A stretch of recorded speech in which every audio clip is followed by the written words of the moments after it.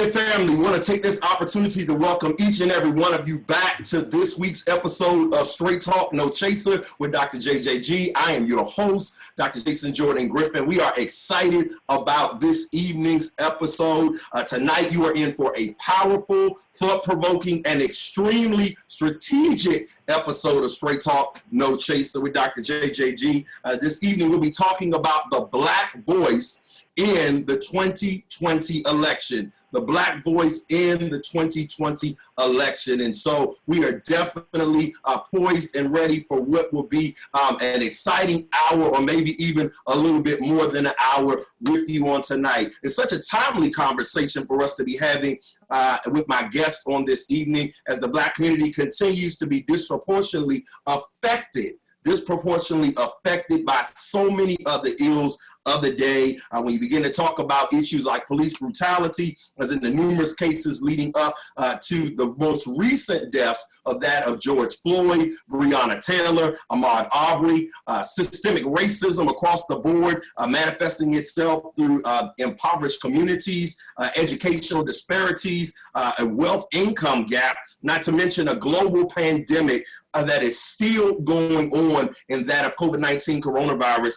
that is affecting the African-American community at alarming rates. And so, when we begin to talk about the Black voice in the midst of the 2020 election, we have to understand that the election cycle will prove extremely critical to the overall well-being of the Black community for generations to come. And so many, we understand, are torn and divided on which way to go, locally as well as nationally. And so now is the time when we need to be having these type of conversations with one another, with individuals who are leaders in the Black community, leaders in the political arena, to begin to help make us aware of the things that we may not be aware of, and start taking these monumental steps forward in the right direction. And so tonight we're going to be in a dialogue with some African-American leaders from the DMV who are familiar with the landscape of the political arena and can help us navigate what is best for us. As we get closer to November 2020, but also beyond. And so my guests this evening are the Reverend Dr. Cheryl Coleman Hall, the Associate Pastor of 19th Street Baptist Church in Washington, D.C. She's politically active in the community through groups like the Democratic Women of Washington and the D.C. Urban League. She's done extensive work on the impact of trauma in African-American communities, and she is also a strong proponent of women's empowerment. And so we want to welcome Dr. Coleman Hall on this evening. Hello. The next guest is Reverend Dr. C. Anthony Hunt, who's a senior pastor of Epworth Chapel, United Methodist Church in Baltimore, Maryland. He is a professor of systematic, moral, and practical theology, and the permanent Dunning Distinguished Lecturer at the Ecumenical Institute of Theology at St. Mary's Seminary in Baltimore. He is a renowned Martin Luther King Jr. scholar and an author of numerous books around the subject matter of religion and race. And so let's welcome Dr. C. Anthony Hunt on this evening. How's everybody doing? Next guest is Reverend Dr. Dana Jones, whose political career began as a college student in Eastern Shore, Maryland. He served as a volunteer in New Direction for Social and Political Change. This group is credited with the election of the first elected officials on the Eastern Shore. They were instrumental in creating a new legislative district that resulted in the election of Delegate Rudy Kane, who was the former chair of the Black Legislative Caucus. Dr. Jones chaired the successful campaign of Mike Moore, the first Black elected county commissioner in Calvert County. Why don't you help me welcome Dr. Jones on this evening?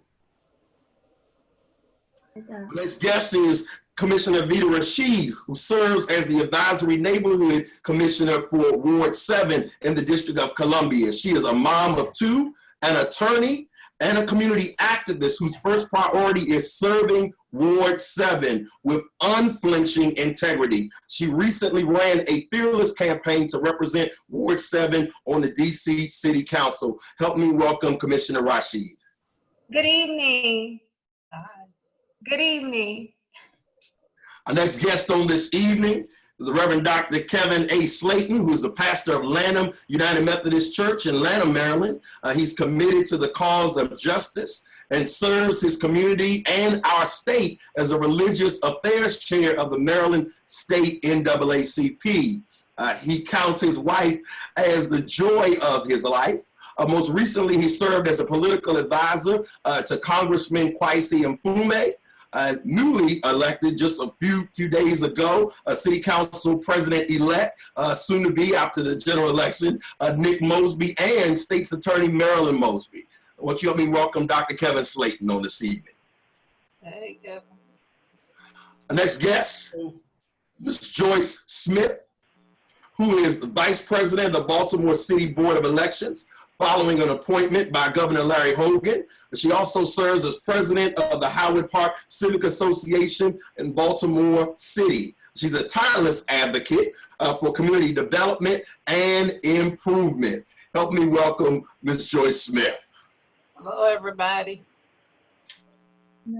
Our next guest is Mr. Toussaint Tingeling Clements. He's a DC native and a longtime community activist who is several generations into the fight for equality for people of color and those who are considered to be the least, the last, and the lost of the community. Help me welcome Mr. Tingeling Clements on tonight. Hi. Good evening, everyone. Hi. Amen.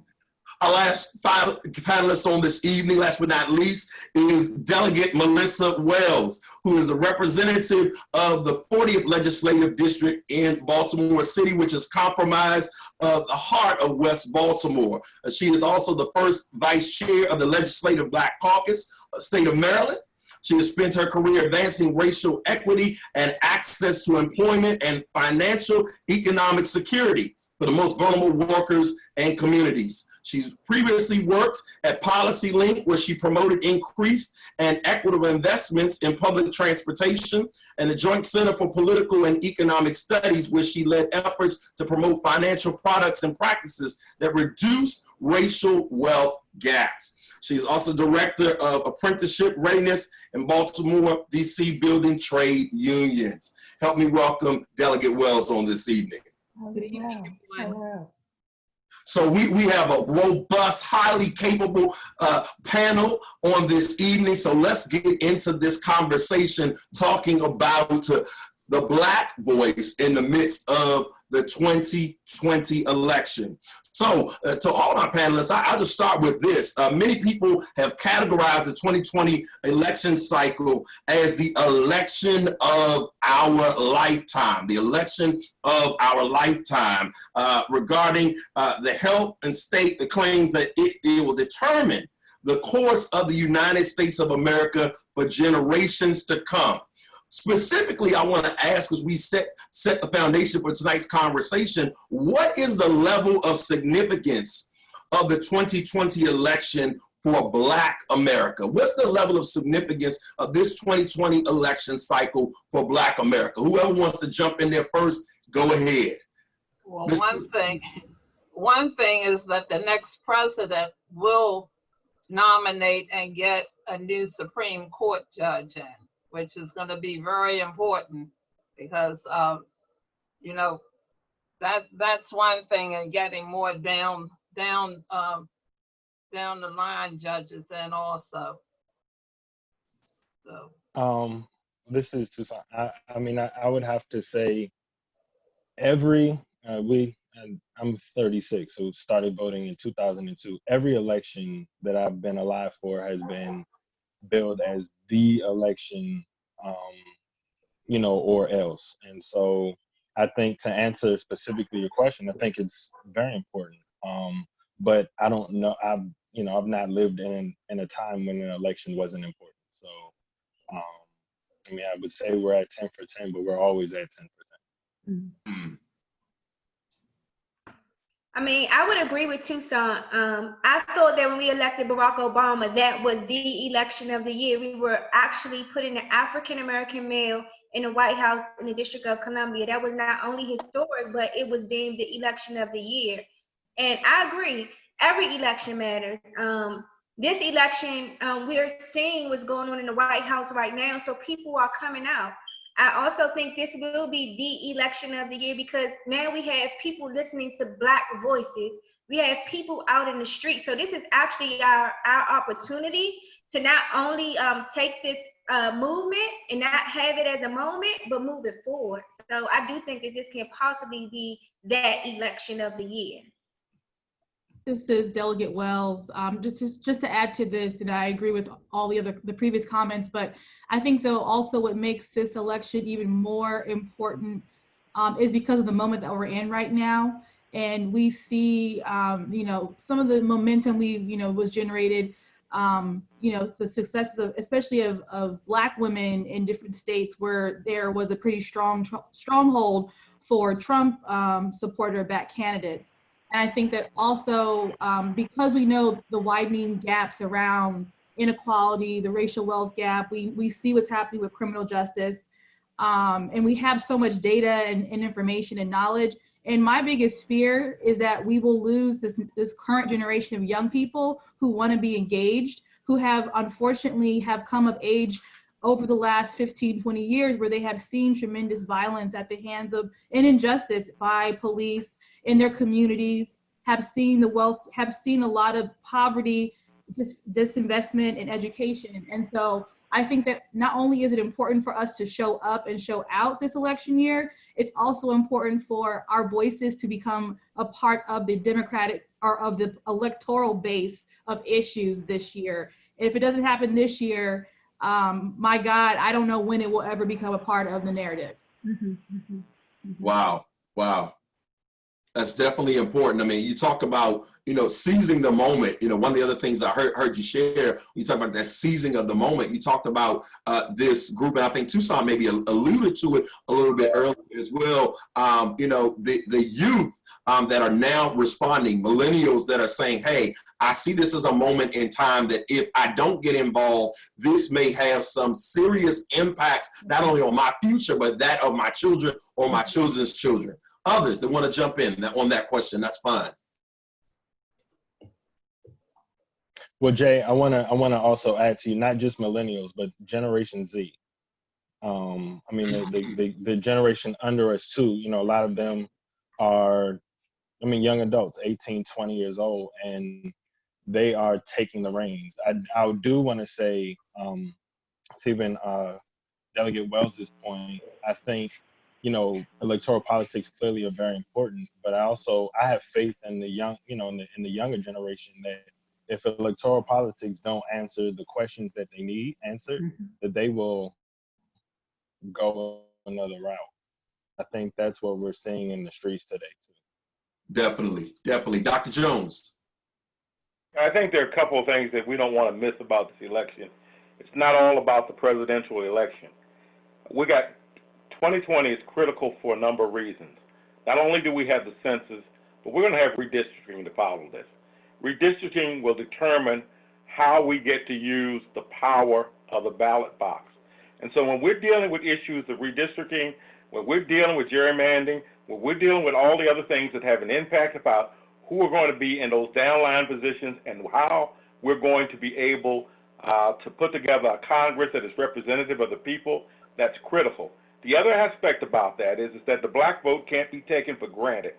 And I say that because you have to recognize the fact that after the last census, we became the second highest minority group in the country. We have a rising Latino, Hispanic population, and while we are outpacing whites in terms of new births, we are not outpacing Latinos. And so in order to maintain our political stronghold and will, we have to be able to strategically align ourselves such that we can still have a powerful voice. Wow. And that's why, we'll go ahead and throw that out there. That's why it was so important that, you saw commercials about it. You saw, our representatives talking about it. It was so important for everyone to take the time to fill out the sentences, because in order for us to be counted, we have to make sure that we're filling out those documents so that when they get into the right financial resources can get back into our communities, and that the officials know what are the needs of the people in the community. And I would like to add to everything that's already been said. The importance of this election is vast. Each election brings with it its own set of issues. This election year 2020 is critical for a mighty number of reasons. And not only as we talk about the census and redistribution and the millennials, we need to consider the local elections and in various states, because it is a bottom-up situation. The president, yes, senators, the congressmen, but then you have to look at the fact that this leadership is responsible for placing judges, federal judges, and putting federal judges in place. And so we have to start at the lower levels for our local elections, our senators, our congressmen, our House of Representatives, and even as low as, if you want to say, in the District of Columbia, who sits on the council. So it's vitally important that we vote in this election and vote responsibly. Definitely, all things considered. Let's kind of sort of contextualize this a little bit. Many people view the election of Donald Trump, and we know, of course, it's been stated, this is more than about the president, but we begin to see these things begin to trickle down throughout our communities. Many people viewed the election of Donald Trump in 2016 to the office of the presidency as white backlash, if you will, for 8 years of the country's first African-American president, and that of Barack Hussein Obama. Fast forward to the 2020 election cycle, we see the most diverse field of Democratic candidates that has ever existed. Yet candidates of color, specifically African-American candidates, failed to move the needle in their campaigns and gain enough traction to make them viable prior to the nation's first primaries and caucuses. So what do you think were some of the contributing factors to this? And I mean, this could be a wide number of things, but what do you think were some of the contributing factors to this? Are you referring to the run for the president to become the candidate, the selection for the presidency? Right. Okay.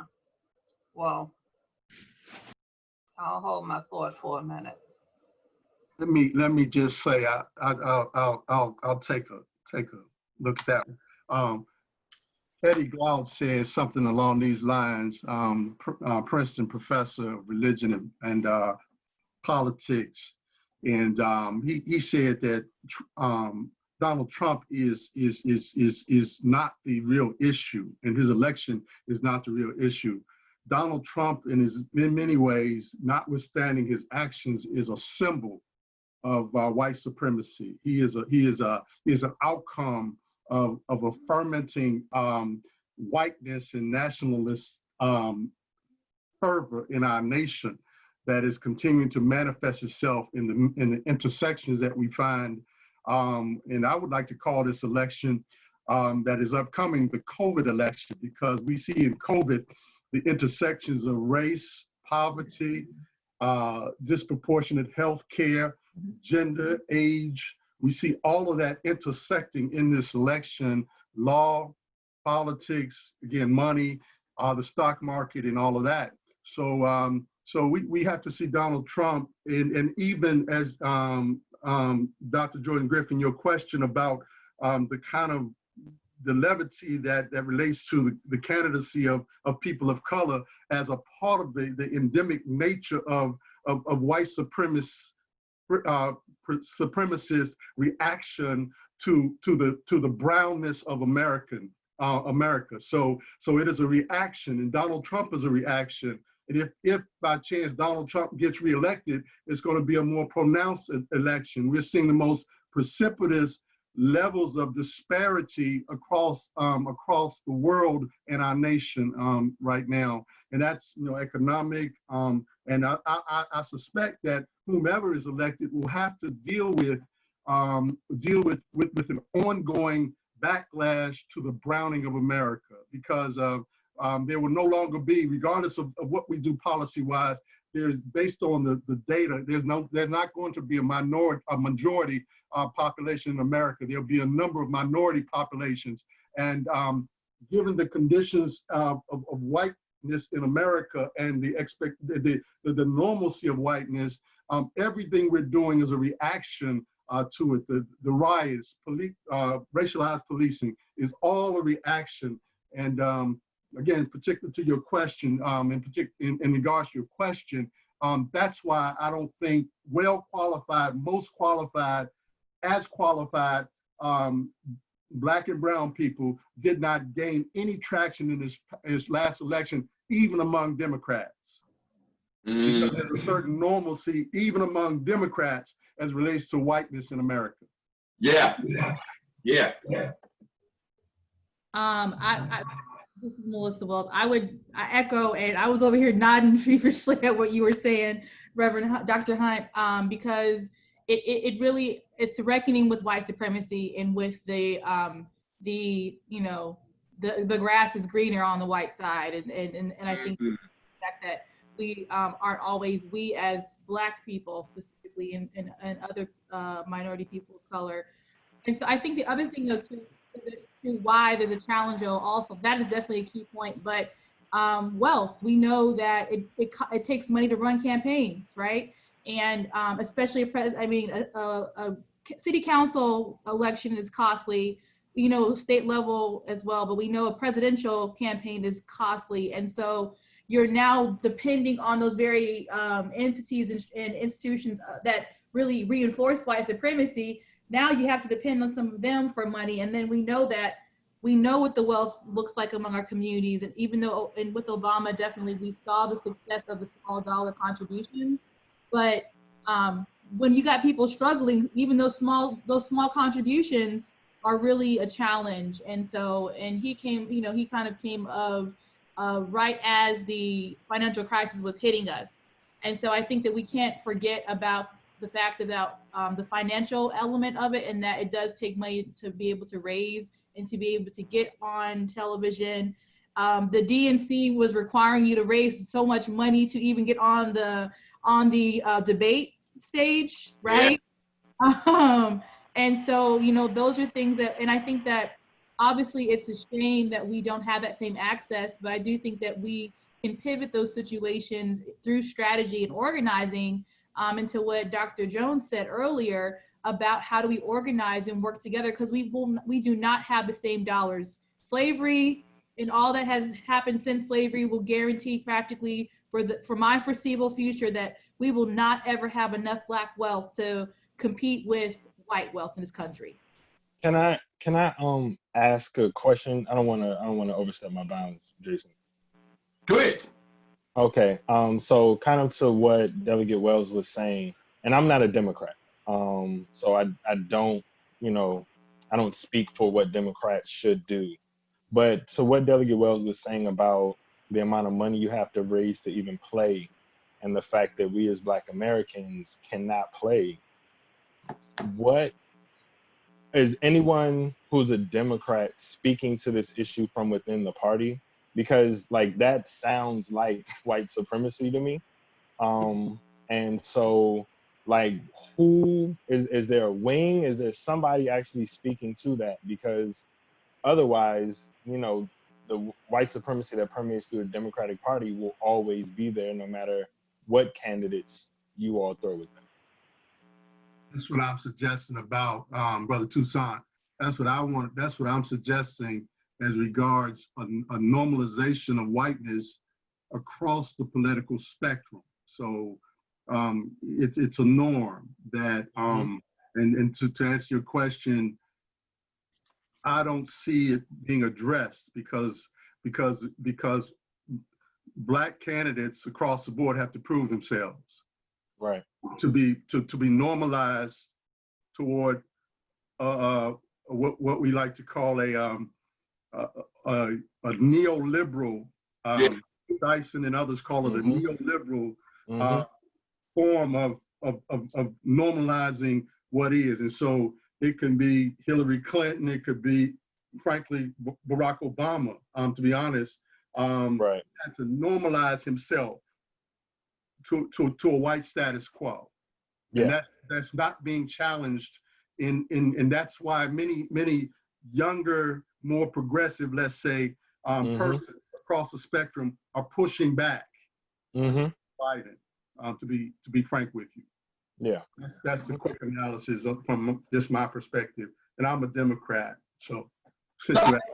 Delegate Wells, I see, and so I think the piece that we have to really acknowledge here is as a Black candidate, specifically when you reach a national platform, I even say, and Delegate Wells and Commissioner Rashid, you all can speak to it, and your expertise with respect to campaigning. Dr. Slayton, as a political advisor, you can speak to it as well. There is a certain mold that you have to fit into, walking this fine line in order, as Dr. Hunt was saying, to be normalized. In order to get ahead, you have to be able to, as they say, check the boxes that would be acceptable on the platform of putting yourself forward, even beyond what you are offering up as a skill set, as an intellectual capacity, as a resume to be able to get the job done for the community you're trying to serve. You still got to check the box. And essentially, we're talking about the proverbial good old boys network to find your way in before they're willing to grant you access, before you can even play the game with the constituency that are the ones that you're trying to represent. Can I add something to that? Yeah. So to what Toussaint was saying, and I definitely, I'm a Democrat, but I do agree with what your statement. I think though, and this is something I've really been focusing a lot on, is at the end of the day, it takes 50 electoral colleges to get someone elected as president in the United States of America. And so being in Maryland, which is, a bastion of progressive Democrats, right? And I can go on about how that is true and false in many ways at great length. But I think this is the biggest part about why why all elections matter, local elections matter, and state elections matter. And I think that there was a comment made earlier in this conversation about how important this election is, and every election is a chance to. I know what I was going to say is that the one thing that is one of the, I hate hearing it, it's like nails on the chalkboard, is when they say that someone is not electable. And the fact of the matter is that when we say that at the national stage, believe me, we are only enforcing the fact that people use it at the local level, whether it's for a city, for the head of the Board of Education, which we know is vital, if it's for a mayor, for city council, for any commissioner, up to state representative, up to, Congress, and then the presidency. And so we also, as I think when we talk about organizing, we have to really break apart organizing and really get back to literally organizing our blocks and our neighborhoods and our communities to create a narrative and to allow that narrative to become cobbled together to frame what happens at the city or county level, to frame regional, state, and so on and so forth. And I think that's what we overlook too often. I would also add to the particular question about the contributing factor is we're talking about it a lot today, race, but I don't think we just so easily skip over the role that race played in the actual backlash. Barack Obama was an exceptional candidate. He was beyond what anybody could have imagined. And so that backlash is rooted in something very deep in white privilege. There's a certain expectation from us that we would have, even when we reach certain levels. And the further he went, he owned who he was even more in ways that we even tried to shake him on it, and we couldn't.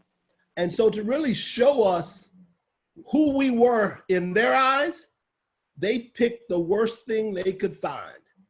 Everything that this president represents could not touch what he replaces.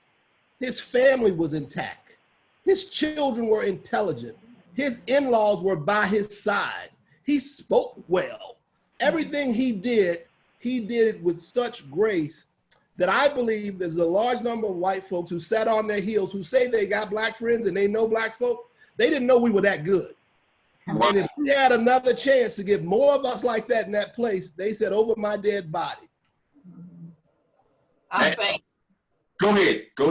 I think part of the contributing factors also with the black candidates that were running, Senator Cory Booker and Senator Kamala Harris, was the fact that if they moved out of those seats they had, it was one segment that wanted them to stay as senators so that we could keep those Senate seats intact.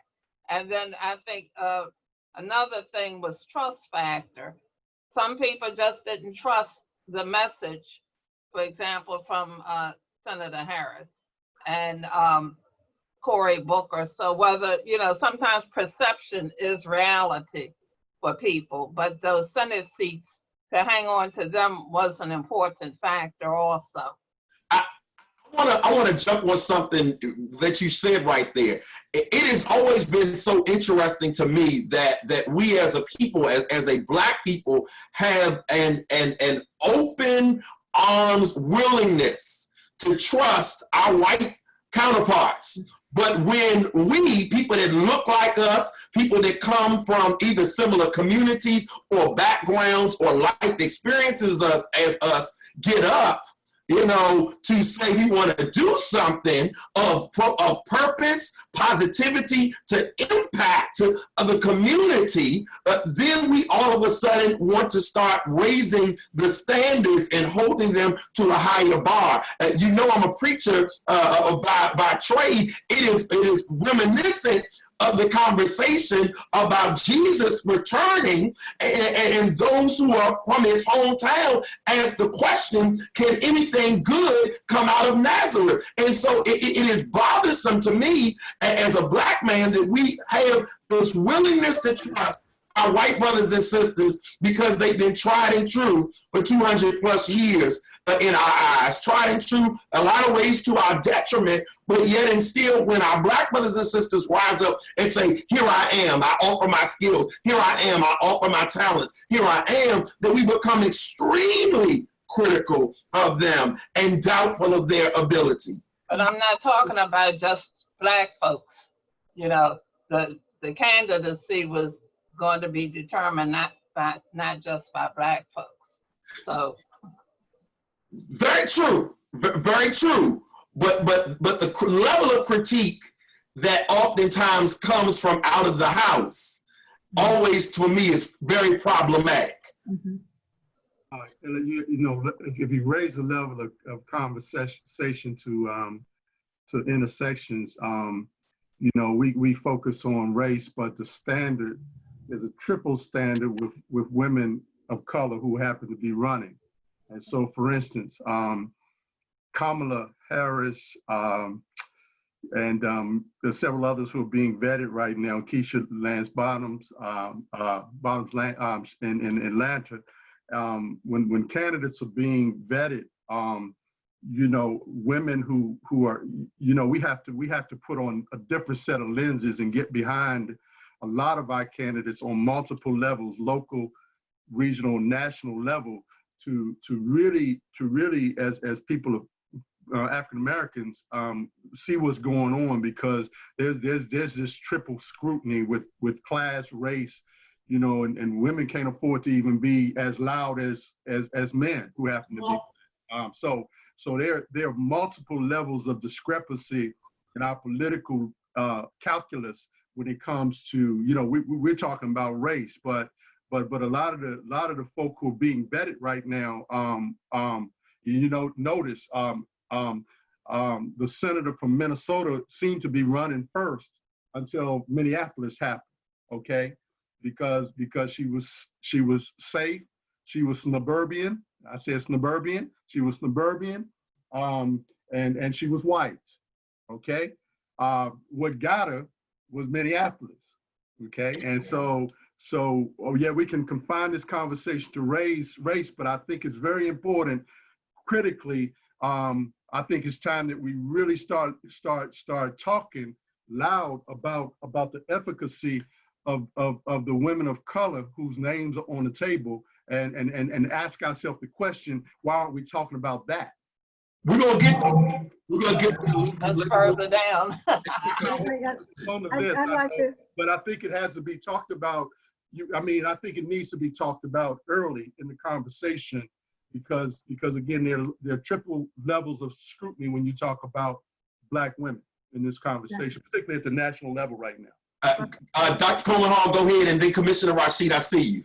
Yes, and I'd like to add to that too, Dr. Hunt and Commissioner and Delegate, that we've got to be able to be a whole lot more strategic. If there's a three-person race, and clearly one of the candidates in that three-person race is not going to be able to pull enough votes, then and the ego has to be set aside. Okay, I can't win this, so I'm going to pull myself out. This just recently happened In Ward in our own ward, a three-person race. Clearly one person was not going to be able to win the race, but that person then did cipher off votes that could have gone to one of the other candidates. We've got to really be strategic in this, and whoever we say is the best person, the best African-American female to possibly be vice president, then we've got to support that person 100% and not allow different distractions to get us off point. And that happens a lot, which I was finally happy to see that those other Democratic presidential candidates pulled back and said, okay, so we're going to throw our support behind Joe Biden. Now, Joe Biden might not be the person of choice for many of us, but the race is going to be against him and Donald Trump. So what are we going to do? We're going to have to be smart and wise and strategic if we want the outcome to change. All right. Right. I concur, Dr. Hall. You took those words right out of my mouth. Just as a candidate running in the Ward 7 council race, some of those things that you just expressed, I actually experienced. As a woman, African-American woman running for office, I was triple checked. I was more than qualified for some of these roles, but I was asked different questions. And when they couldn't find anything with that, then they asked another question. And what I also realized too, as well, is that some people are afraid of change. So we got to get uncomfortable sometimes when change is coming. So that's about it. That's all I wanted to say. That's it. I promise you, we're gonna lean in. I see some folks. Folks are hot on Facebook and responding. Our Facebook audience, I see you. I'm gonna get to you. We got a wealth of information to get, and we're nearing the end of the first hour. So y'all hang tight with that. I want to ask the question specifically, and again, a wealth of experiences are gonna come into play with this. I want to shift gears a little bit. Earlier this week, former Vice President Joe Biden clinched the necessary amount of delegates required to secure the Democratic Party's nomination for the presidency of the United States. However, prior to the start of the primary season, Biden was losing ground in the polls. But with a win in South Carolina, his campaign rebounded tremendously and put him on track to become the party's nominee. Officially, that happened at the beginning of this week. Many attribute the last-minute push from prominent African-American leaders like South Carolina's Congressman and House Majority Whip Jim Clyburn as sealing the deal for Biden's campaign. So the question I have for you is this: when you think about this contextually, do you feel as though African-American leadership gives too much of a pass to their white counterparts without really expecting anything in return of substance for the communities that they represent? Yes. Can you hear me? Yes. I will use our own state of Maryland as an example. Delegate Wells, you're exempt from this. You cannot respond. But when we look at the transition of the House Speaker, which Mike had been there for well over 20 years. The Senate President, White, had been there for 30 years plus. And the opportunity for an African American to serve was met with some type of trepidation back and forth. And even at the very last minute, when it was decided who it would be, I think there was still a move to put someone else there. What frustrates me about that is we need the political will and the confidence when we make those decisions and we land in those seats, that we have the ability to do what every other ethnicity does, and that is look out for our own. Doesn't mean we solely look out for our own, but that means you take that moment, and the most powerful position in Annapolis, to me, next to the president of the Senate or the governor, would be the chair of appropriations. I think you deal with that because it's all about how you spend the money. I don't care what you do for those other 90 days, you leave wondering what happened to the money. And I don't think that we have become politically savvy enough with our political dealings in that we can trust one another. Why we continue to go back to cut deals with white political leadership. And it's got to be frustrating to be African American because whether you're Republican or Democrat, you know you got to cut the deal. I say that because the reason the hand was forced in the selection of the African American female to lead the House was because the Republicans played the card and said, we got her back. So where do Black folks go in the political scheme of things when they can't go to one another? That's what we have to work on. Wow. Wow. So I think there's another thing here. The answer is, of course, no, we don't ask for enough. And the other thing is this, we are two-party centric. If you want to make a difference, you've got to be able to play both sides of the fence. Yeah. And I say that because what we have to come to understand as African Americans is this. As a minority population, it's about what you bring, what you get from the table. Not that you're on the table to be served, but rather what you can bring away from the table. Clyburn should be picking the vice president choice. If you want to know the truth, he should be selecting because he turned Biden's campaign around. He should be selecting the vice president.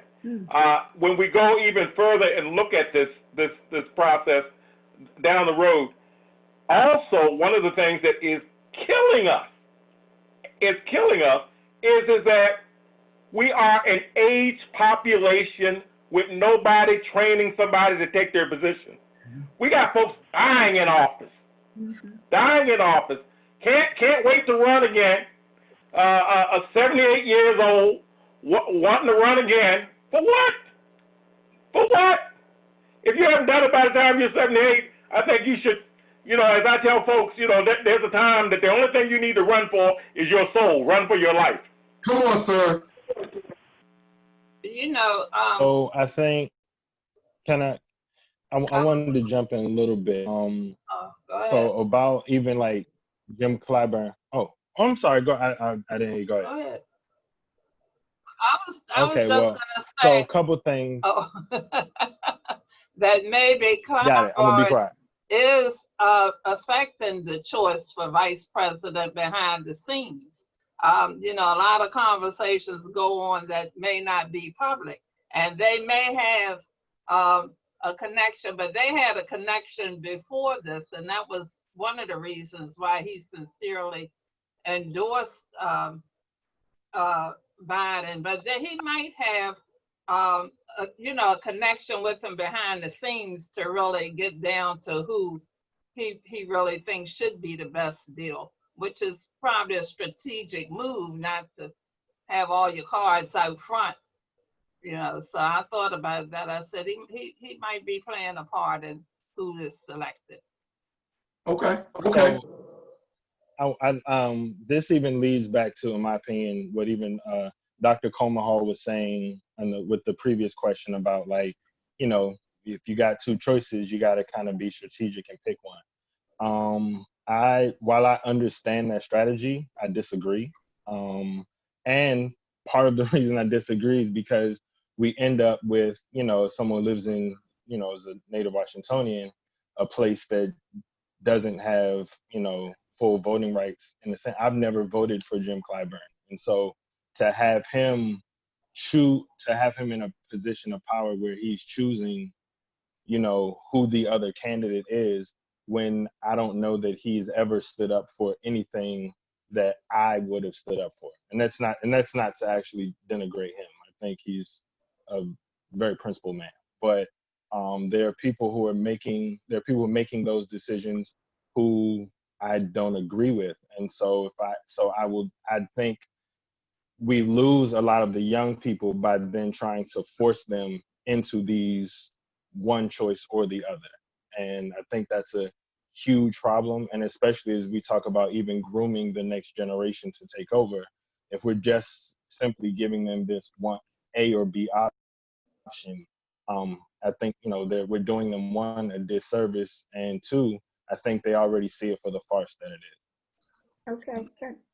So I'm gonna let you get in, Dr. Hall. That kind of sort of takes me in the direction of the next question I was gonna have. You probably be able to respond in on this. So and clearly we know that there is way more at stake than who's sitting at 1600 Pennsylvania Avenue come January 1st, 2021. But I want to frame this to get to the heart of where you were going. In the light of this, we recognize that as a community, we are all not going to be of the same page with our political leaning or the morals and value ground that we have, that they're grounded in. Clearly, we all don't fall on the same side of this largely two-party system, and I'll be the first to say, even as at 36, a lifelong registered Democrat, that there are problems in the Democratic Party, just as there are in the Republican Party, and none of them are perfect at all. Particularly, we have right now, when we think about this, when people get ready in November to go and vote, people know we at the 4-year mark. We should be voting often and early. But people look largely for this every 4 years. At the top of the ticket, when you get ready to go into whether we're voting by mailing in our ballots or whether we're going and standing in a line and voting in a voting booth, at the top of the ticket, there is the presidency of the United States. And this is what we have right now. I want to frame this for us. Yeah. Right now, we have at the top of the ticket a Republican incumbent president who claims just earlier this week that he is the best president for African Americans since or maybe including Lincoln. This is an individual who has been racially divisive, making numerous disparaging remarks about people of color, as well as contributing to the wrongful conviction of the Central Park Five, and the list goes on and on. While on the other side, the top of the Democratic ticket is the former vice president under the first African-American president of the United States, but who is also seen by many as the architect of the 1994 crime bill that disproportionately affected young African-American males, as well as exhibiting poor leadership in the hearing of Anita Hill, sexual harassment testimony during Supreme Court confirmation for Associate Justice Clarence Thomas, and including a number of verbal blunders regarding race, most recently on The Breakfast Club.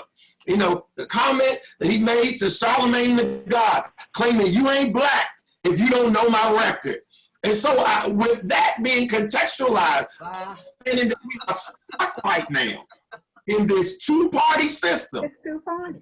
We are right now. Yeah. The question is this: knowing that there is way more to this election than just the presidency, what are Black Americans to do with these two choices? And then what other options exist with respect to the exercising of a right to vote that many of our ancestors were beaten and killed for in order for us to be able to have now, so that we don't just simply negate the responsibility altogether by staying home, as was done in record numbers in 2016 by Black Americans. So what are we to do with these two choices in the midst of all of this? And how can we then still exercise our right to vote without feeling like we are back at this lesser two evils type thing? Right. So as I was going to say to my brother Tucson, at the time, the reality is that there are two choices. Now, we always have the option. There's always a place on that ballot that says write in. So you can write in a name. But if you want to select and you have time, if you think between now and November that we can find someone who's appropriate, who we can stand behind, so we can write in that name and push them forward, then that's an option we have. However, right now, the option is, as Dr. Jordan Griffin said, we have two choices. Now, the thing of in the lesser of the two evils, which is what most people say, and I pray that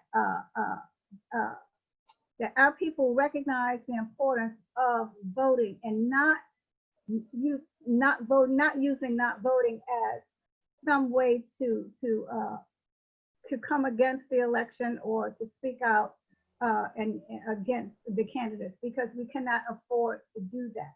We have two white men running for the leading positions in this country over the age of 70 years old. You know what that means in terms of their socialization.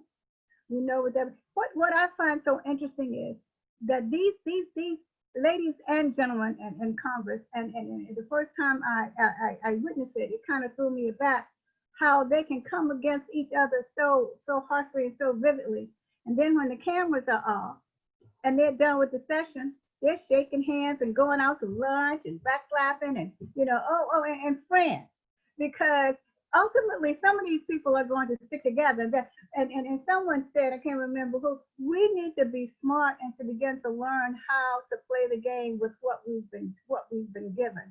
And it's very important. One thing, the Police Brutality Act that the Democrats tried to place, and how not one Republican senator has chosen to sign off on that, lets me know they're not even considering what our people are going through, the hurt and the pain and the wounds that each of us feel inflicted by what happened in recent days. So we've got to consider all of the variables and then make whoever we choose to support. And like I said, a Republican, I could support, and I'm a Democrat, and I could support a Republican who is fair, who has integrity and is ethical in his thinking or her thinking, if she wants the best for the country, because I realize we don't all approach the way we do things in the same way. We don't all have to think the same way. There are Republicans who might be a little conservative in their thoughts about what they think should happen as far as healthcare and education, justice, but they're not necessarily racist in that. And racist means that they don't want us to have anything. They don't want us to be thought of. They don't think of us as human beings. So it is about Democrats and Republicans, because that's what we have, but ultimately it is not necessarily. Can I weigh in on that? Or Sure. So I think I'm just going to go back to it, because this is something I really focus on every single day, but we got to take care of home first. And honestly, we're not, unfortunately, and I hate to admit it, but we're not as organized as we think we are. Right. And also at the end of the day, I live in Baltimore. I represent a district in Baltimore. I'm a Baltimore City resident. We just finally got passed by our probably soon to be mayor after the general election last year, an equity assessment tool. In the state of Maryland, which has a 30% population, our population is 30% African American, 10% Latino, so 50% of the 40% of the population are people of color. We haven't even fully acknowledged that racism is a public health issue. It's a crisis, right?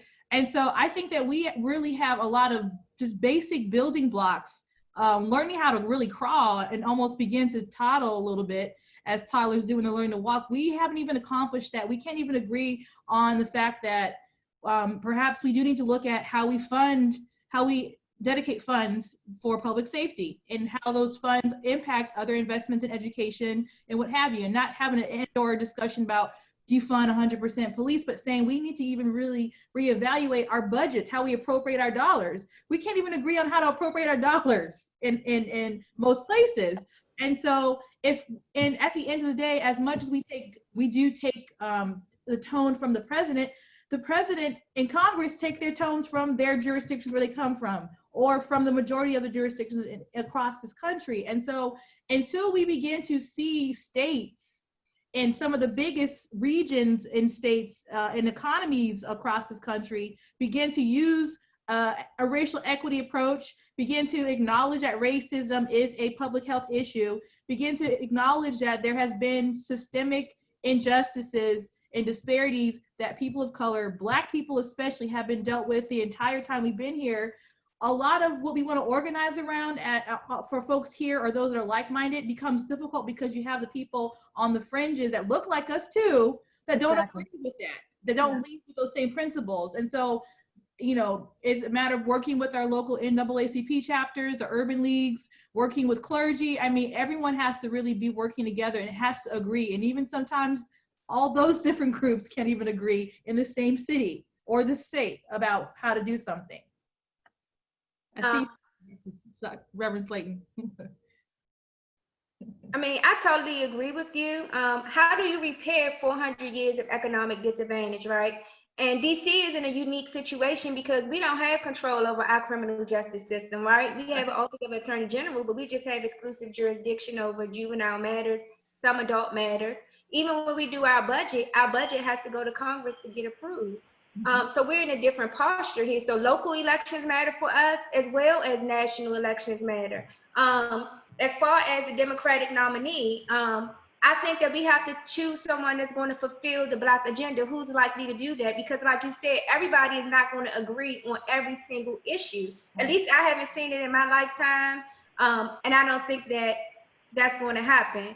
I do think that we need to take advantage. Black people are being listened to all across the world.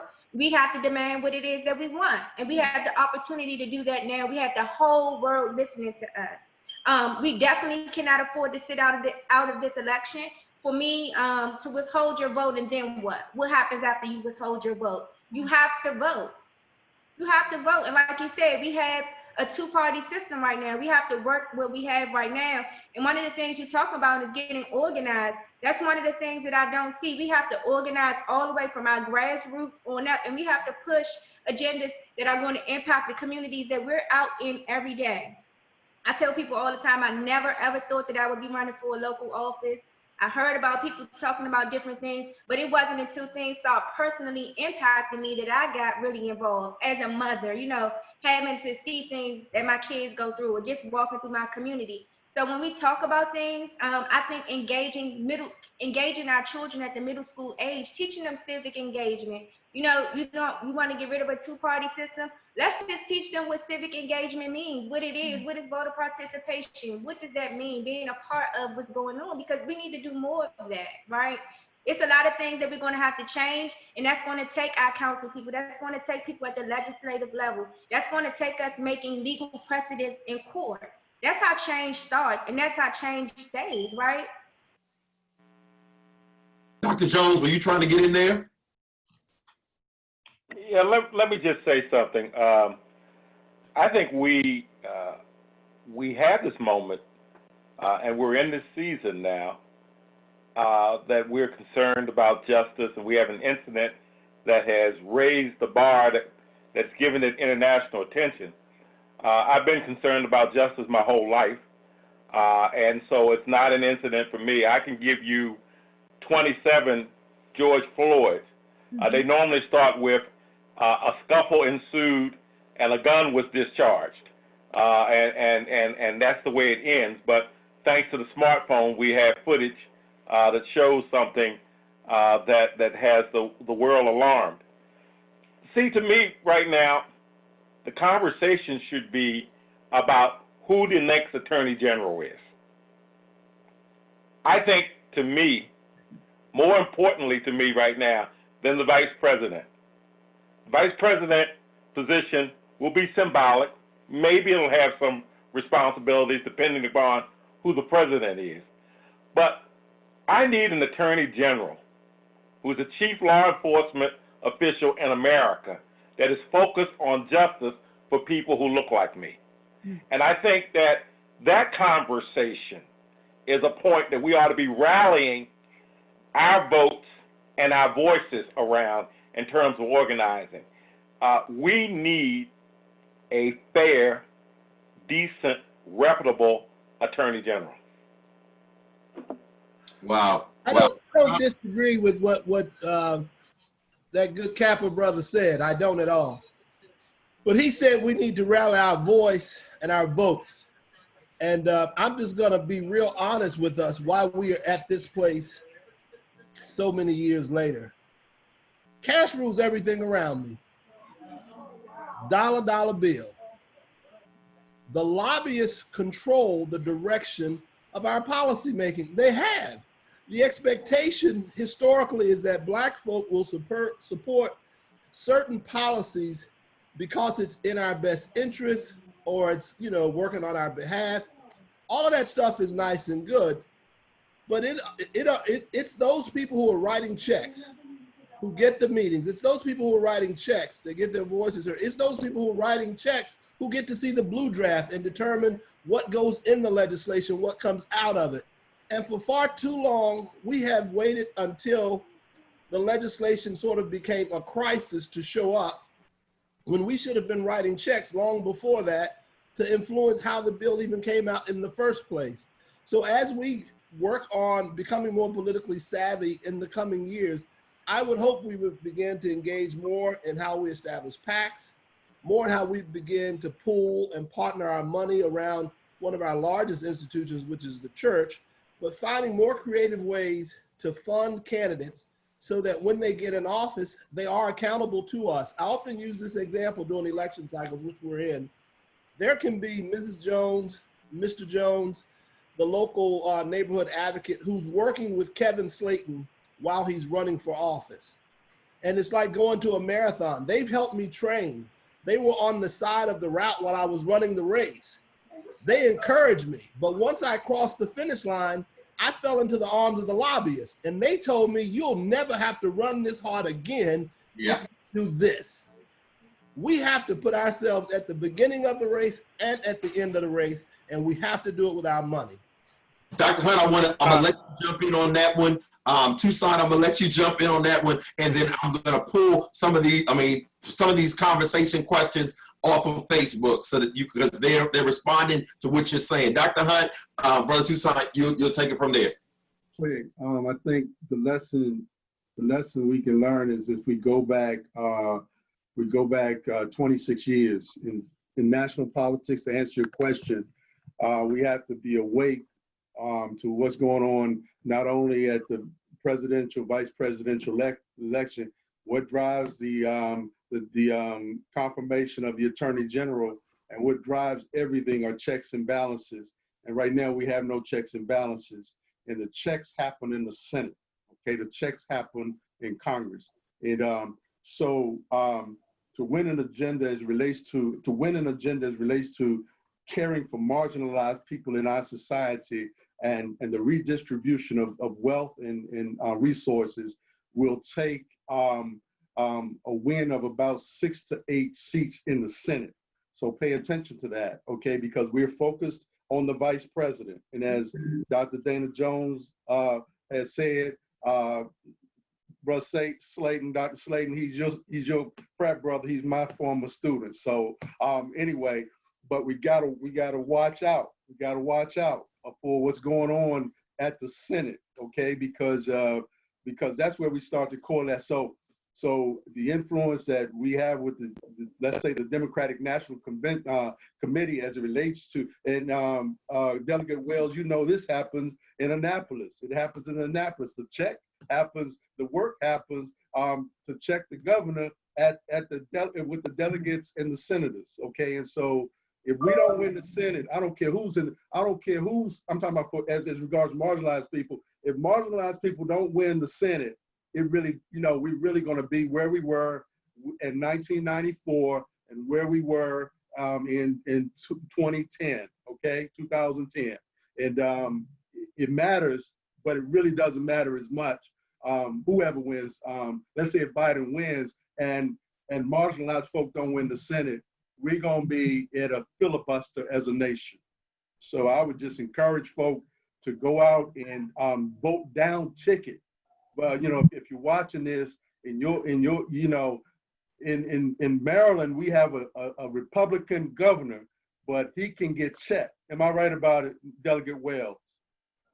He is a strong executive. Because I was about to make a comment about the governor. Because there's a balance of power. Right now, we do not have a balance of power. And when the Senate was not with President Barack Obama, he got stuck. Mm-hmm. And so we got to watch the Senate. The Senate confirms Supreme Court justices, and they can filibuster those nominations, even with a Democratic president who may happen to be white. Yeah. I understand playing, like what Reverend Dr. Slayton said, like playing those games, because with, you know, writing the checks and all. But I think we're kind of missing a huge piece. As Black Americans, we have tried to play the game on many different levels, and they just change the rules every time. And so what I'm hoping even to hear and see is a conversation around upsetting playing that game even in the first place. I think, you know, we even talked in the first question about money being a tool of white supremacy. And then we go back to, but we got to use money. And I think the goal should be to get money out of politics. Because if we're looking at the numbers of, wealth disparity in America, Black people don't have the money to then play the game. And so I think personally, like that needs to be a part of our platform, is getting the money out of politics. Because playing their game just perpetuates the game. So let's have that conversation a little bit more. A question coming out of Facebook, and it kind of marries into where I was going with our conversation. There has been a large movement, specifically amongst young millennials, which I happen to be one of. Tucson, Vita, we're in that area and stuff, and so.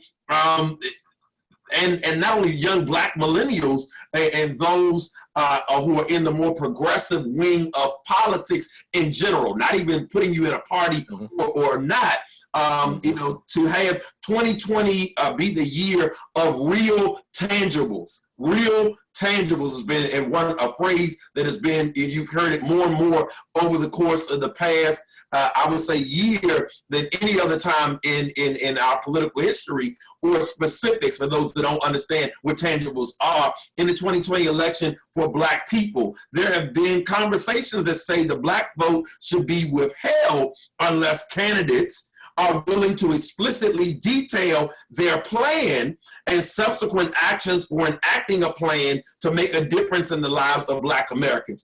So the question that I have, and then I'll pull the one that came from off of Facebook, in light of the fact that we are, and let's think about this, that we are this year, 55 years since the Voting Rights Act of 1965 was passed, and African Americans are still being disenfranchised in 2020, still being disenfranchised in 2020 with the purging of voter rolls and other heinous acts.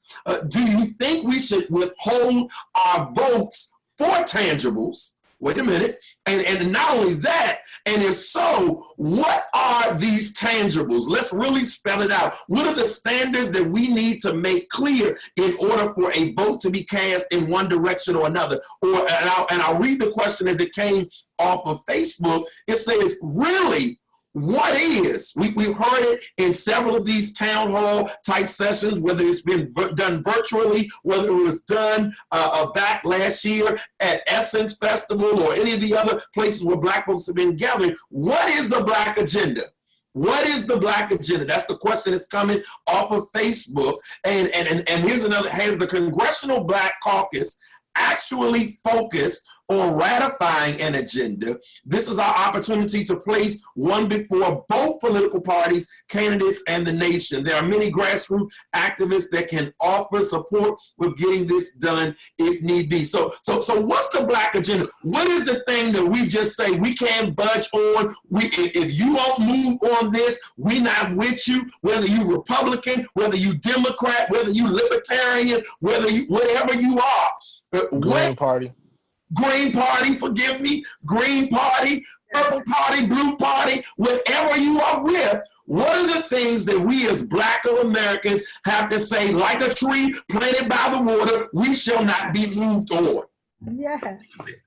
Well, whew, okay, I'll give it a shot. So that's a whole lot, and there's so many layers to this, and really to that question, and definitely. What I'll do is I'll speak from a state standpoint. And so what I'll say, and I'm in my first, I just finished my second year of my first term as a delegate. I do believe that you have to present a good platform, a strong platform that has an agenda that speaks to the needs to your needs as voters. However, I will say that presenting well is something that a lot of people can do. And so what it really boils down to is the accountability factor and the internal accountability of those candidates, and what type of mechanisms for pressure do the voters continue to put in order to hold those individuals accountable. When you elect someone like myself, I go into my committee, I'm on environment and transportation. I hear a lot of different things around access to urban agriculture. We have plenty of areas in my district that are food insecure, that do not have access to healthy, fresh food. If I sit there and think this is a boring committee, which some people do, and I don't even speak up when we have the Secretary of Ag in front of me talking about farming resources and talking about supporting farming and sustainability, I'm not being accountable to my constituents. And so it's those small things like that. But really at the end of the day, you don't know what someone's all you know is their history. You know what they tell you, and then you really know what they actually do. And so I think the biggest thing that we have to focus on is holding people accountable, and accountability is still coming back in 4 years, but that's not really the most effective way to uphold accountability. You have to be there every day, at least, if not every day. You need to be in their faces. If they have any meetings in the community, especially right now with COVID, we're doing a lot more of these forums online. So I know that we are going to be doing more in my district online so we can reach people. But accountability happens every step of the way, and it requires two people to be equal partners in some cases in that process. And so that's just one, in my opinion, one way of looking at some of what people are looking for. To just directly answer your question, Jason, I don't know what the Black agenda is. That's an excellent question. I'm Black, been Black all my life, and I love Black people, but I don't know any one thing we all agree on, even the ones I love. I do want to say though, kind of what you mentioned, like withholding your vote until. I am not personally a fan of that, because like Delegate Wells talked about, I would only be a fan of someone holding their vote if we were organized to do so. And if you're not organized to do so, it doesn't mean anything. Then it's just a bunch of individuals who seem apathetic, and that doesn't help anything. So, if there's going to be a movement like that, it needs to be organized. However, I don't know what the Black agenda is at all, because I know what my agenda even might be different from all 14 people on this panel. And so, yeah, I couldn't tell you. Let me see you. Go ahead. Get biblical. So I've been Black all my life too, and I'm from Southeast Anacostia. Woohoo! Even though I've been in Baltimore for 8 years, so I represent both. Okay. But what I want to say is this: the lack of money is the root of all evil. So it all roots back to money, to redistribution of wealth. I think at least the people I've been pastoring for over 30 years. So the people I've pastored and what I know about any agenda, and in the case of the disparate relationship that Black folk have with money, income, and wealth, as we see manifest in, disproportionate access to adequate health care across the board, disproportionate access to adequate and safe policing across the board, disproportionate access to adequate technology across the board, inconsistencies around and the miseducation of our folk, particularly in urban space, like Wards 7 and 8 in DC and across most of East and West Baltimore in the parts of the Black butterfly that the sociologists call it in Baltimore. We know where many of us serve in West Baltimore, East Baltimore, we know that money is the lack of money is the root of all evil. I know if you're not in the church, you might miss that. It says the love of money, but the lack of money, everything roots back to that. And we've seen in the last 3 years, especially, a more precipitous, divergence from equality, and so inequality across the board. And so if we can ever galvanize ourselves, right now, Black folk are like 3 times more likely to be unemployed than white folk as a result of COVID. Right. Right. And that impact will trickle over the next 10 years. And so we have to find politics to deal with more fair distribution, more just distribution of money, because all Black folk need money. And we've heard, I'm talking about the people I serve every day. The people we fed today, we fed 9,000 pounds of food wrapped around our parking lot in not the poorest district in the Baltimore area, and yet folk are hurt right now, and they're dying. Lack of money. I was just going to add that what Brother Toussaint said and what Delegate Wells said, adding that with Dr. Hunt, what all 3 of them said very nicely in different ways was, we ain't got one. We don't have one. We don't want one. And it's because of what Dr. Hunt just said. Because we don't have that type of wealth, we can be picked off so easily. Right. You just pick one, you pick the one off who doesn't have it. And you make the promise, and we're not there to support them or to hold them. And so unfortunately, they have to cut those deals. So we don't have one, but it's time we work on one. It's long overdue. I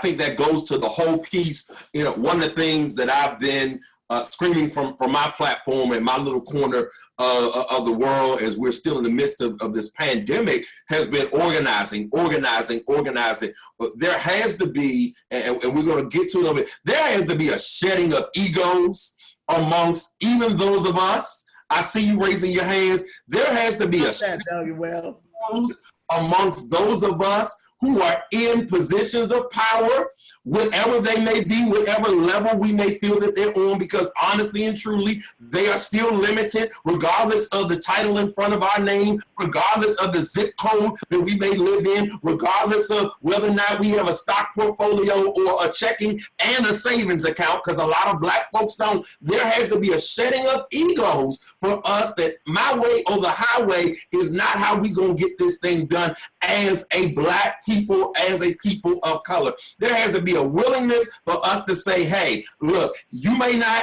have it all that I want, and I may not have all that you want, but we're going to put your part and my part together on the table, and we're going to move our power in a way that impacts change for the community. We're going to jump on that in a minute. I want to get Dr. Jones in, somebody that's worked with respect to economic development in our communities. I want to hear some more from you. I want to close out a little bit of this, because I don't want it all to be fully about the presidential election, but I got to ask, because that has been where we are right now. We talk about this. So here's the question.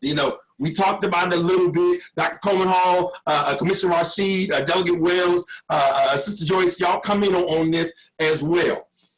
At a March Democratic primary debate, former Vice President Joe Biden made a formal declaration that if he was the party's nominee for the presidency of the United States, he would have a female running mate.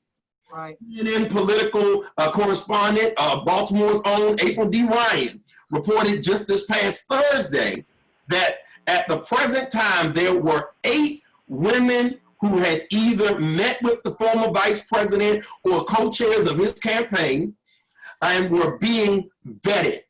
Here is the list. Of the list of 8, 5 of them were African-American women. The list would include former Georgia Democratic gubernatorial candidate Stacey Abrams, current Atlanta Mayor Keisha Lance Bottoms, current U.S. Congresswoman Val Demings of the state of Florida, current U.S. Senator Kamala Harris of the state of California, former U.S. National Security Advisor and former ambassador to the United Nations, Susan Rice.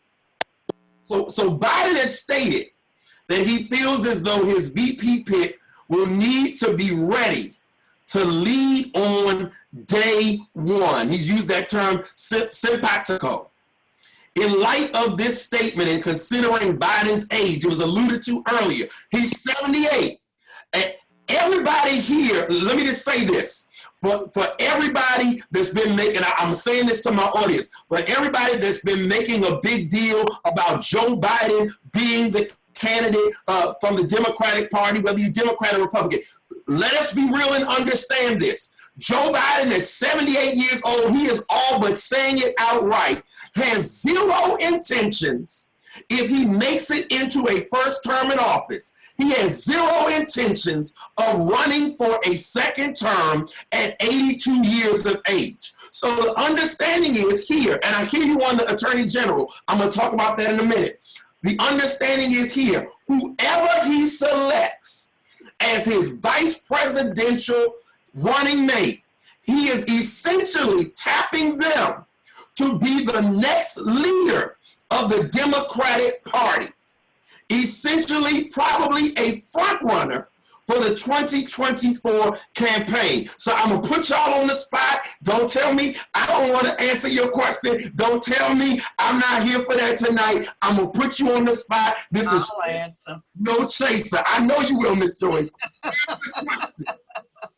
With all that we are facing as a country, and with all that we are facing as Black people here in 2020, after 400 plus years of systemic racism, oppression, all of that, which one of these extremely qualified women do you feel is the most ready on day one? And I'm even going to throw a crazy scenario. Y'all can throw your whatever at me virtually.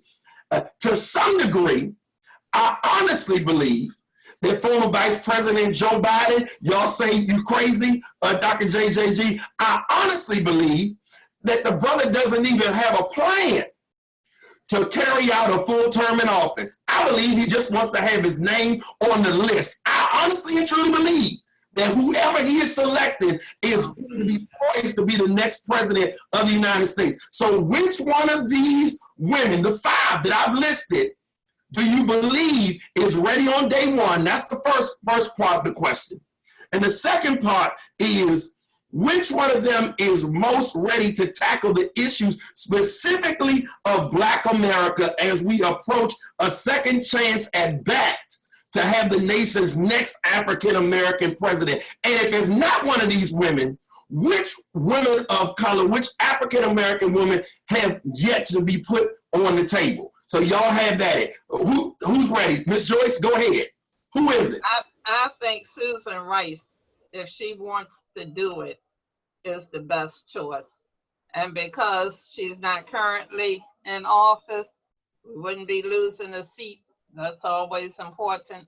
And she has the experience with the foreign affairs part of the government. And right now, we need help with foreign affairs. We have lost a lot of respect worldwide. There was a show Sunday morning, on Sunday morning, and they were talking about how people used to look up to the United States so much. We were a symbol of unity and strength. And now, basically, they all but said we were a joke. But I think she would be a good candidate because she knows how to deal with people. She knows how to work with all segments of government. And like I said, she, had been the UN ambassador and also the security advisor to President Obama. So I think she would be my first choice, and then I think Congresswoman Val Demings would be my second choice.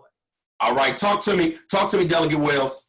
So, okay, two disclaimers. One, that was a whole lot, but I'm gonna respond. Two, they're all obviously phenomenal candidates, but I really think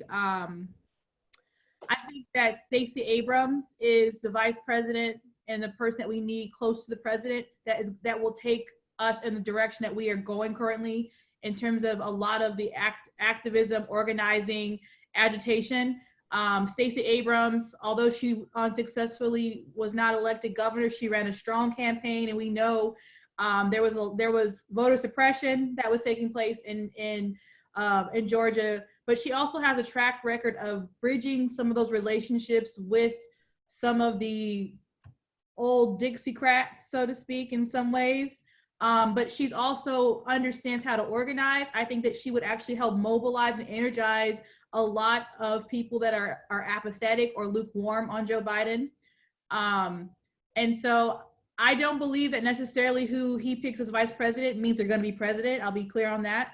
But I do believe that we need a vice president who will be able to validate the hopes, the dreams, the goals, and the unorganized Black agenda that we have as Black Americans. And I think Stacey Abrams would be able to do that.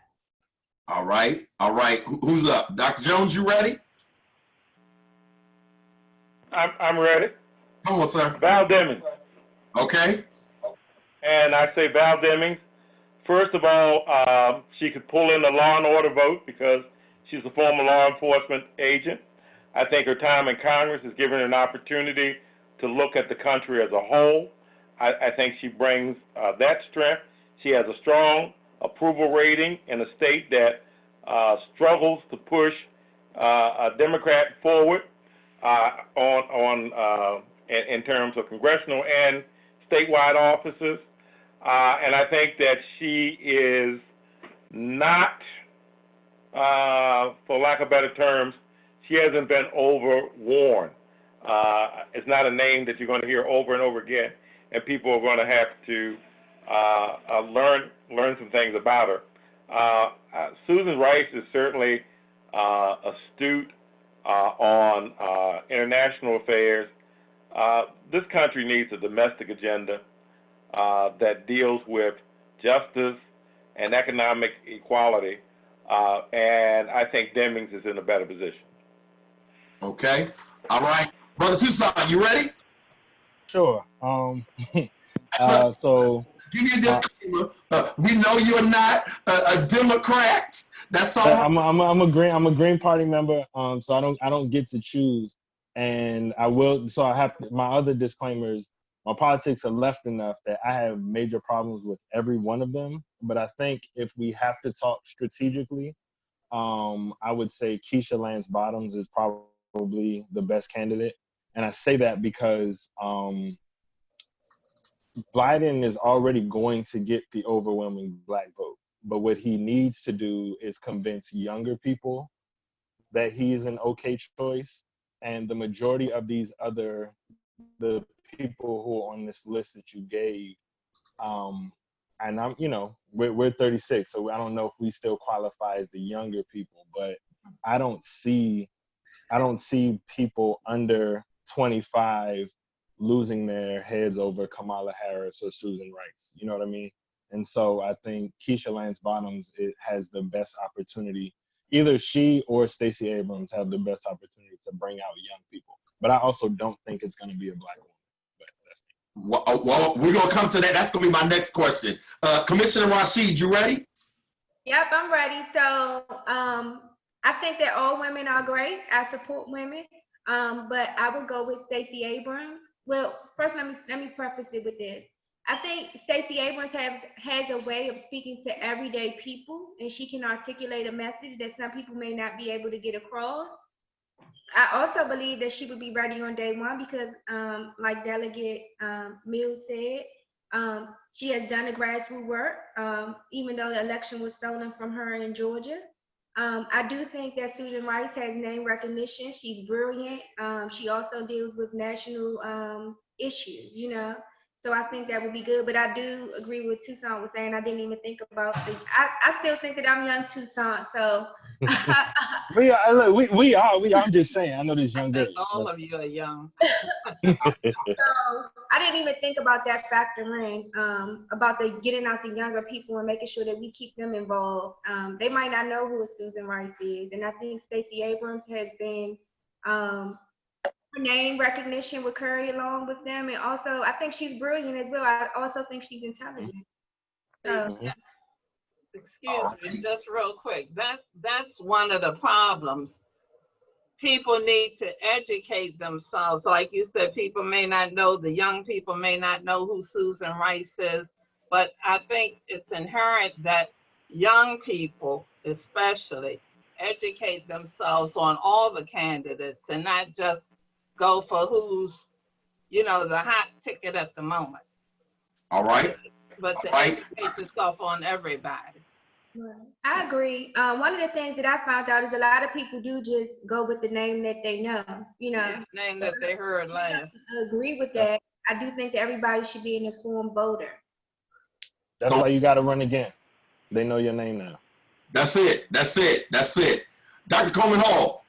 Yes, this sort of puts me in a bind because we have some brilliant Black women here on this list, and I would be hard pressed to pick one, but you've asked me to do that. I look at the Atlanta Mayor Keisha Lance Bottoms and how she has led during this pandemic crisis in an urban environment in Atlanta and has done so brilliantly. And then Congresswoman Val Demings, who's been a police chief and served on the impeachment committee. And Senator Kamala Harris, who's been an attorney general. She's now a senator and has experience on the judicial committee.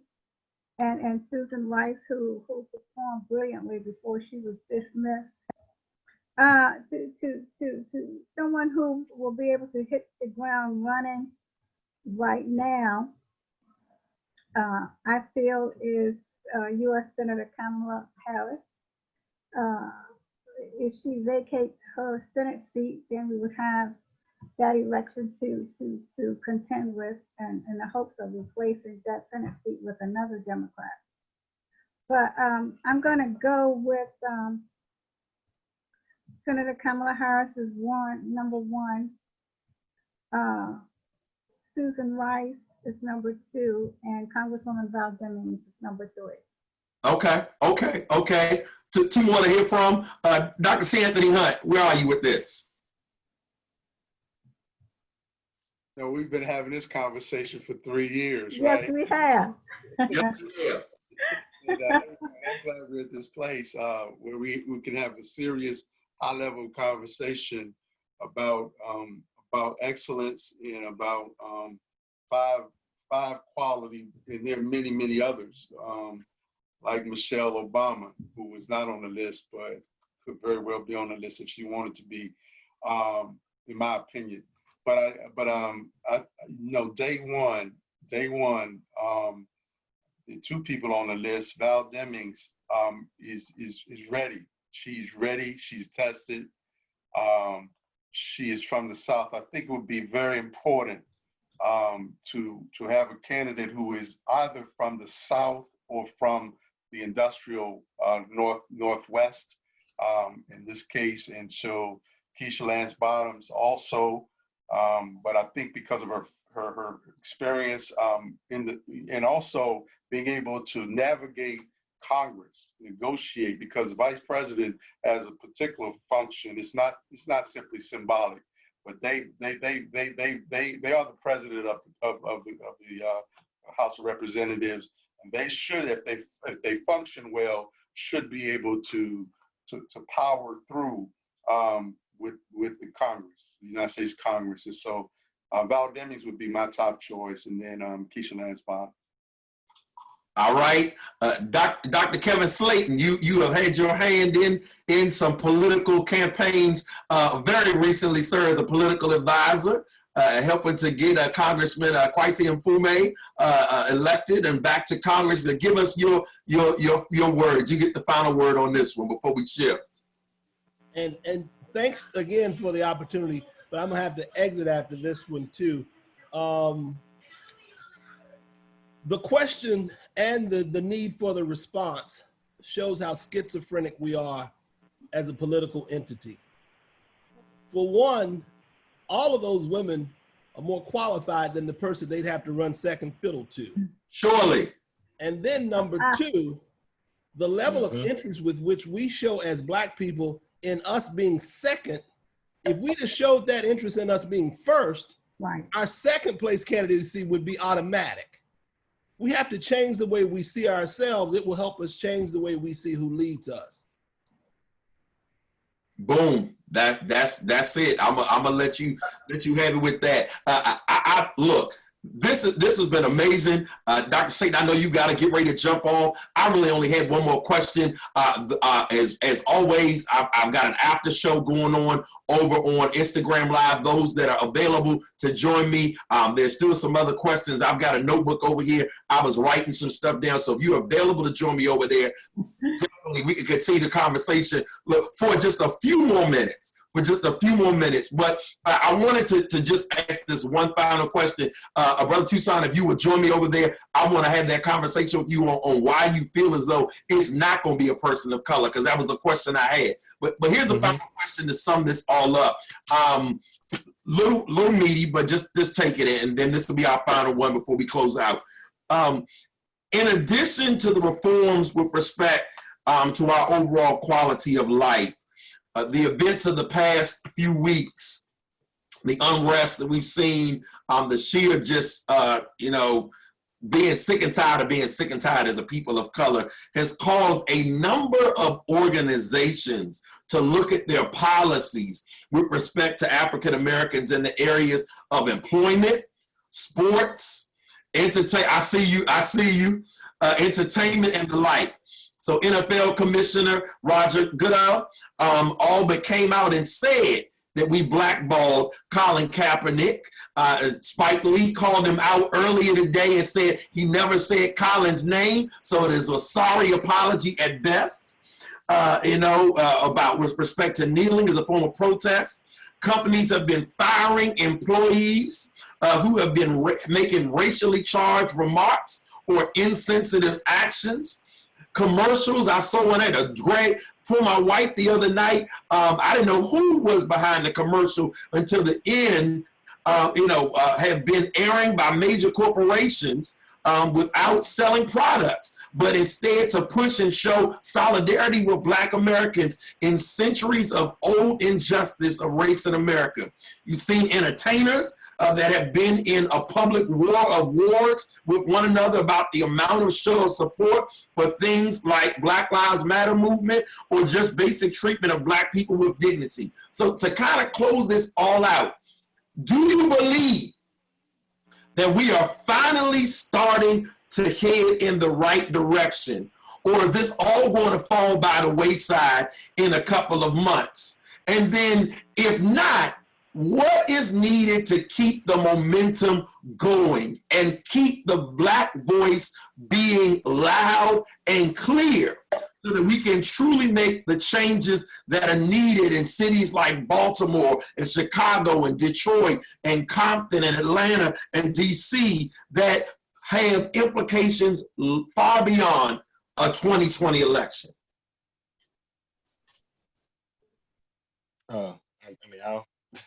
I was gonna wait for somebody else. I'll go ahead and jump in. I think the answer is yes to both. Do I believe we're going in the right direction? Yes. Do I think it's gonna fall by the wayside in a few months? Yes. But I don't know that that's necessarily a bad thing. I think we have to normalize and recognize that these struggles take a long time. History class it makes it seem like because you do civil rights in one chapter that it all happened really fast. And no.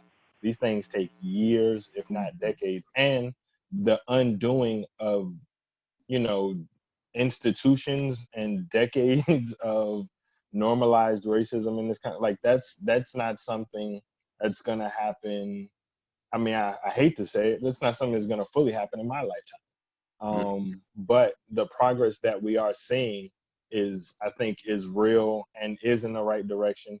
And I would like to say, I think we've always been in the right direction. You know, like, I don't want to discount any of the movements or struggles that happened before that allow for today to happen. But to your last question is, how do we keep this progress going?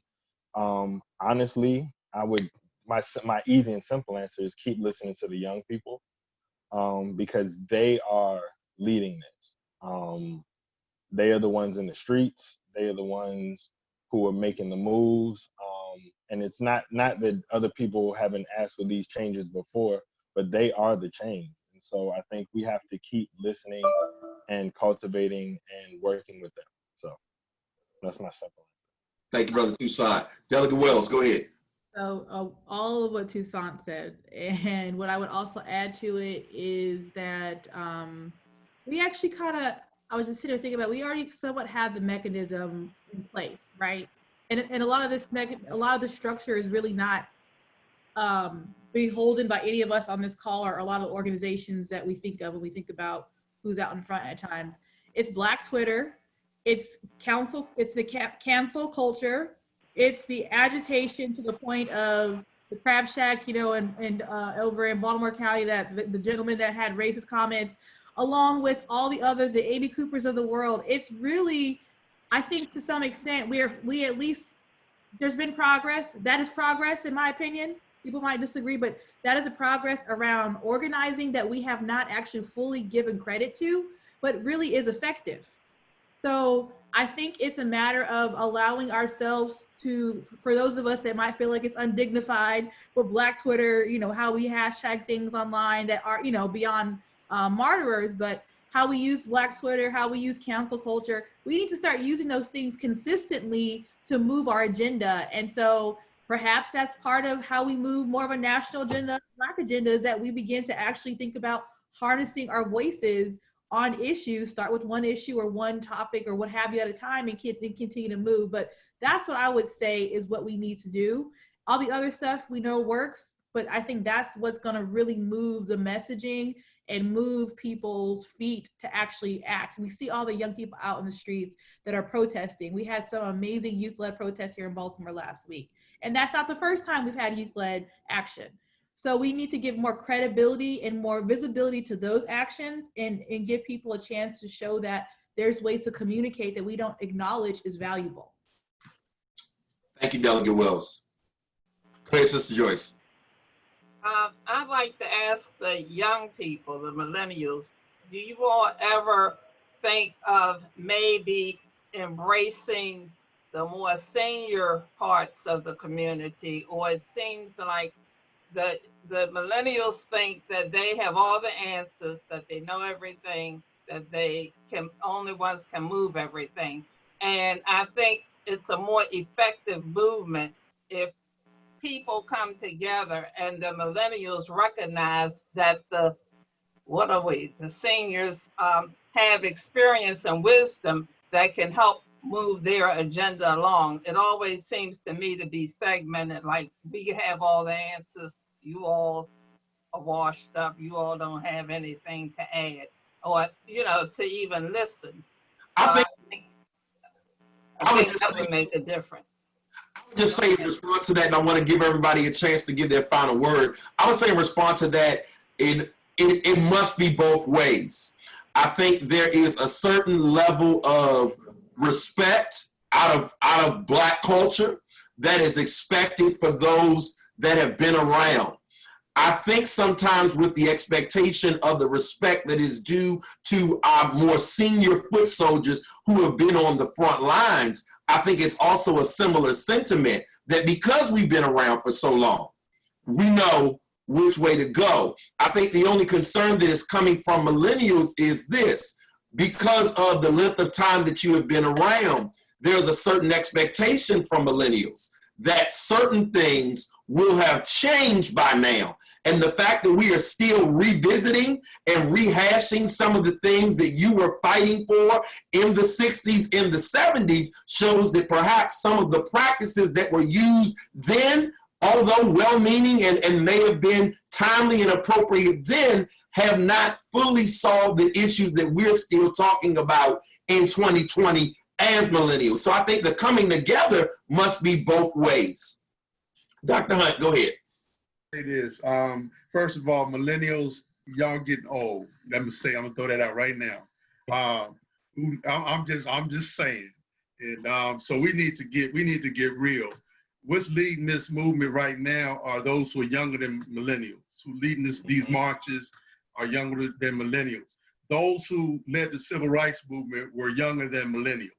King was like 25 when he was doing work. And so we gotta all take a step back and listen to Common, who in Glory said we need the wisdom of those who are older and the energy of the young. We need it all. We need it all to move this thing forward. And the only thing that's gonna move this forward is what the Germans call a zeitgeist, a spirit of all of us getting on board and moving this thing and listening and getting out of the way. I got out of the way in a peaceful march Sunday and watch 3 17-year-olds, not 36-year-olds, do work.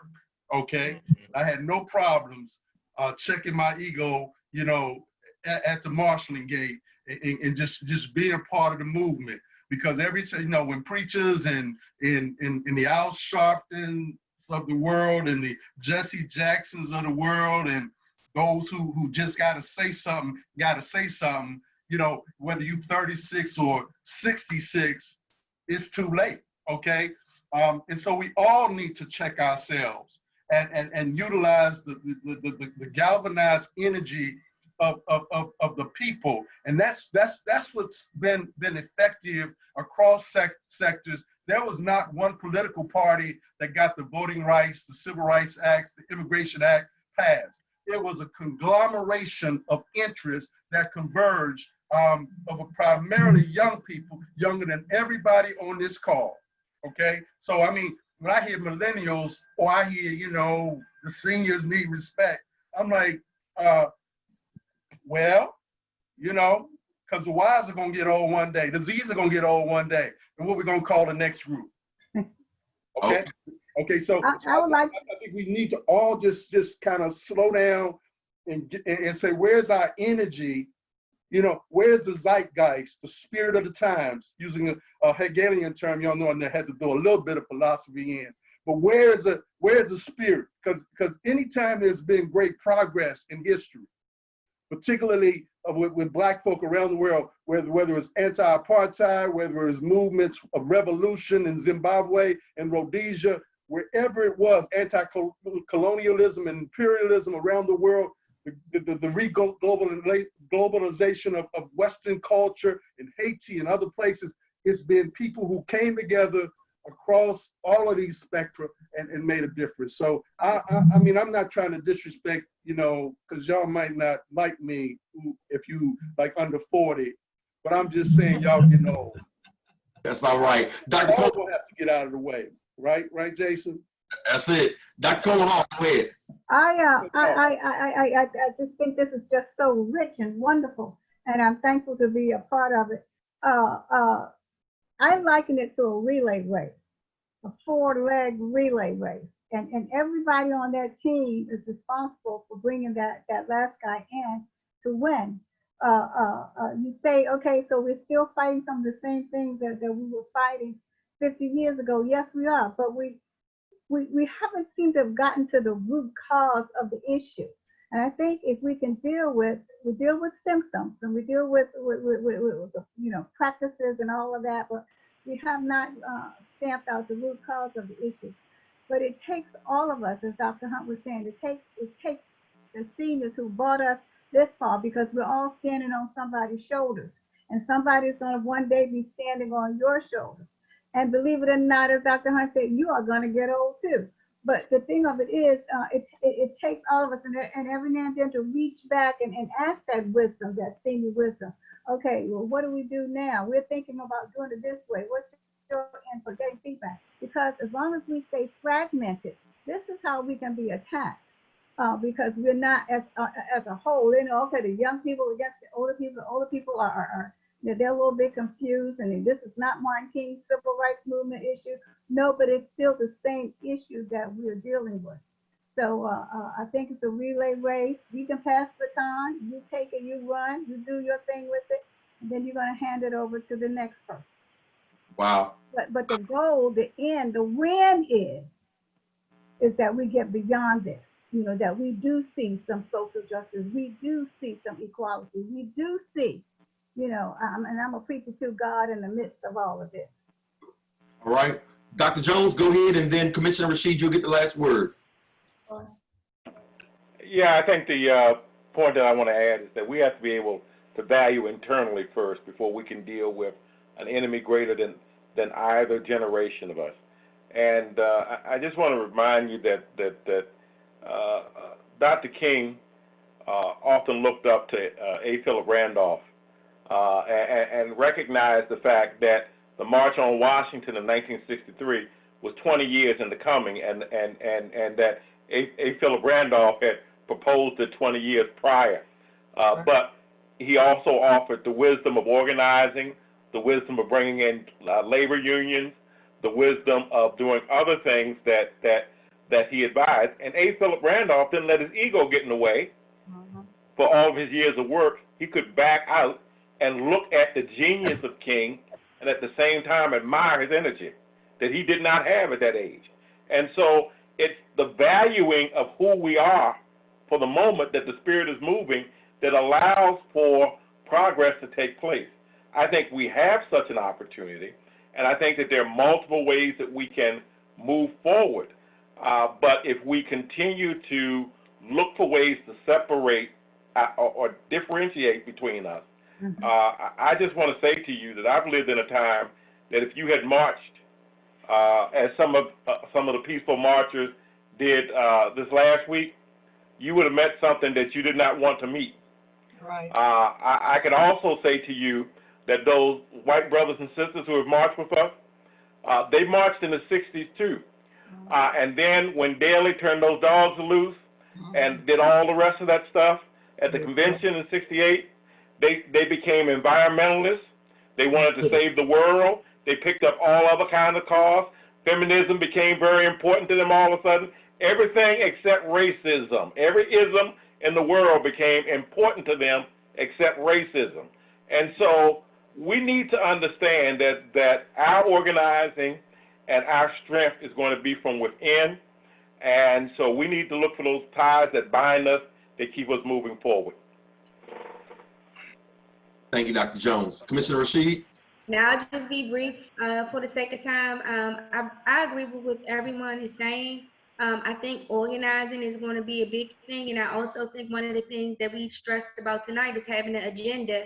You know, oftentimes when people come with us with an ag, sometimes people don't know what it is they want. So I think we need to make sure that we're on the same page and find more of those things that are bringing us together instead of tearing us apart. So we can make this last longer than a moment. It can actually be a movement, which I think it will be. But I think we need to have an agenda that everyone can get around. Awesome. This has been amazing. Just amazing. I want to take this opportunity to thank all of our panelists, the Reverend Dr. Cheryl Coleman Hall, the Reverend Dr. Dana Jones, Sister Joy Smith, Brother Tucson Tingling Clemens, Reverend Dr. C. Anthony Hunt, Commissioner Vita Rashid, Delegate Melissa Wells, and of course, the Reverend Dr. Kevin Slayton, who had to jump off. This has been amazing.